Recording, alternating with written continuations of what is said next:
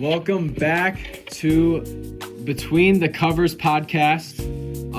We just finished our last episode, which was 216. We talked about the book It. A lot of you know that. A lot of you enjoyed that episode.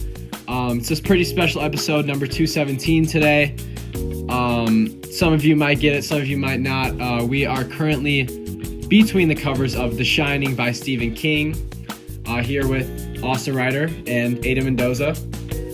For some of you who might know, 217 is pretty special. This book involves the main character and where he stays. Now, our discussion for today, we're going to be talking about Overlook Hotel. That's the hotel that our character stays in, and pretty much the basis around the entire story. So we're going to be talking about a bunch of stuff today. We've got some special guest speakers, some different segments for you guys, and let's get straight into it. All right, welcome here. I'm Ada Mendoza, and today we're going to be starting our main characters of The Shining.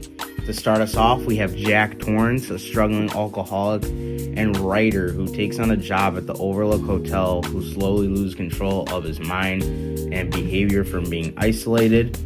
To continue, we have his wife, Wendy Torrance, a caring and resilient mother who tries to protect her son and hold her family together as her husband becomes unstable.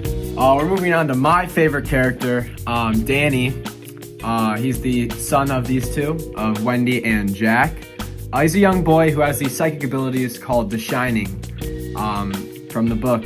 So this allows him to sense the future and kind of see like these different like anemones, like the different things around the hotel, and kind of like prepare and like tell his parents what's going on, but whether or not they believe him is up to them.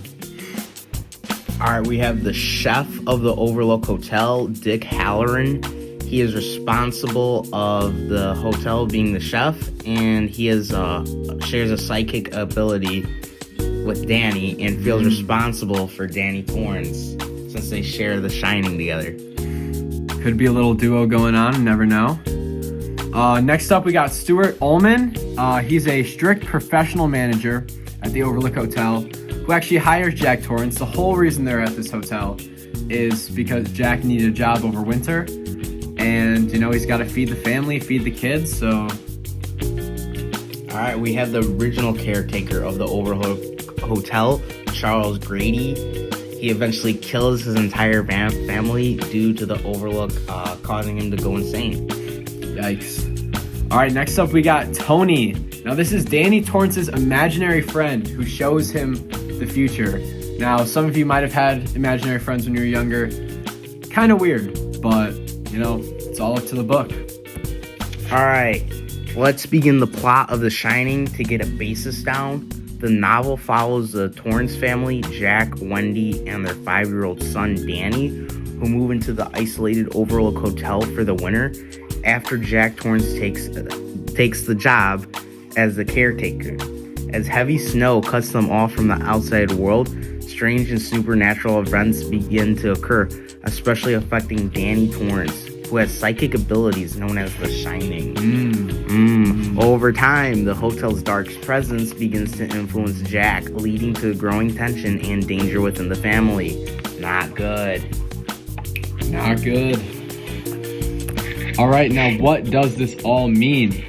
So, the novel is primarily a tragic exploration of alcoholism, where the Overlook Hotel acts as a physical manifestation of past trauma, serving as a locker for every act of violence and evil that has occurred within these walls. Pretty much means this hotel's been through a lot.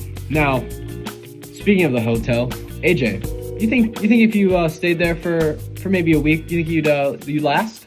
I don't think I would last. I feel like this hotel has way too much going on, too many creatures, too many ghouls. I just feel like it'd become overwhelming. The circumstances I'm put in with the snow isolating me from the outside world, no one will know if I'm okay. I don't see myself surviving. Now, Austin, may I ask you, do you believe you would survive? Honestly, I'd like to say yes, but in all honesty, I am scared of ghosts, so I don't think I would last. I think I would end up probably crying in maybe a corner. All right, we're going to move on to our fun little segment we have. So we're going to move on to our segment, Active in the Bedroom. Today we're bringing in guest star Wyland.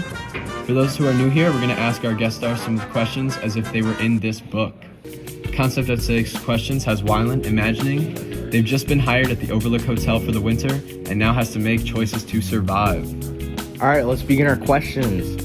You hear voices coming from an empty room late at night. What do you do? So you can either A, investigate, B, ignore it and lock the door, C, wake someone else up, or D, call the Ghostbusters. I'm gonna have to go with D, call the Ghostbusters. Oh, unfortunately that is not the right question. The Ghostbusters did not exist at this time. All right, question 2. Your kid says they are seeing something in the halls. What's your move? A, believe them immediately. B, assume it's imagination. C, get out of the hotel immediately. Or D, beat the kid. I'm gonna have to go with D again, beat the kid, unfortunately. So it looks like that was not the right answer. The dad does end up beating the kid a lot in this book, but that's for our listeners to read. All right, question 3. You find a creepy old scrapbook about the hotel's past. What do you do? A, read it all. B, throw it away. C, show it to someone. Or D, use the book to kill a bug on the wall. I'm gonna have to go with D again, third time's the charm. All right, so unfortunately that is the wrong answer. And Wyland, it looks like you soiled the sheets. So we're gonna have to have you exit right now. So thank you for playing. Thanks for having me. Yep. All right, let's begin our next segment. We are doing a comparison of the movie and the novel. To start off, the movie and the novel share the same basic plot of Jack Torrance slowly losing his sanity while staying at the Overlook Hotel with his family, but they differ in tone and character portrayal in the book. In the book, Jack is more sympathetic and his descent feels tragic, while in the movie, he appears unstable from the start and more purely frightening. The novel also emphasizes the hotel's strong supernatural influence and the end with its destruction. Whereas the film is more ambiguous and ends with Jack freezing in the maze. Overall, the book focuses more on the character depth and emotion, while the movie focuses on suspense and visual horror. Now, AJ, we both watched the movie, both read the book. Well, mostly.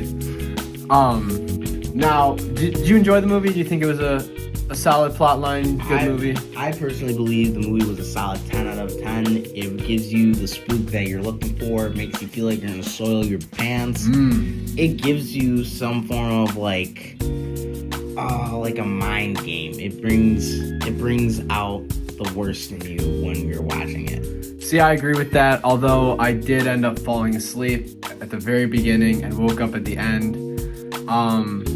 I could say the same about the book, but it was pretty long too. So honestly, let's move on to our next one. All right, Mendoza. So after reading this book, what would you think? Think we should have the students read this next year? Here are my thoughts. I would not recommend this book for seniors in the future due to the length and the small details. While The Shining is a masterpiece of psychological horror, its graphic imagery can often overshadow the literature and confuse the reader. That was my personal opinion when reading it, because you do have to go back and reread sections. It's a lot to take in, and it takes way too long to finish. See, I can agree with that. I do think it was a really great book, and I think everyone should read it at some point in their life. But senior year, senioritis kicks in, students not being at school all the time and, being super late. I honestly think it's not worth getting put into a curriculum where you just got to be there for every specific detail of that book to make sure you're getting it all in. And yeah, I mean, I would not recommend it for the students next year, although it is a great read when you're not in school. All right, as our podcast is coming to an end, to wrap things up, I want to thank Wyland O'Connor for being a guest star on the show today. I want to give a big shout out to Ms. Dangman for this amazing project that we had to do. And it was a great time. Obviously, our podcast is coming close to being over. And you know, this book has been a great experience for everyone. I think definitely needs to be read, just maybe not in school. And yeah. All right. All right, this has been Between the Covers from Inside the Sheets of the Shining. See you guys. But it seems like Austin has just went to bed, so we gotta go. Got a couple We will comments, see everyone blessed in that the he's next cause I'm episode. fly like a jet. They gon' be surprised when they see I made this beat, baby Chief and Kanye West.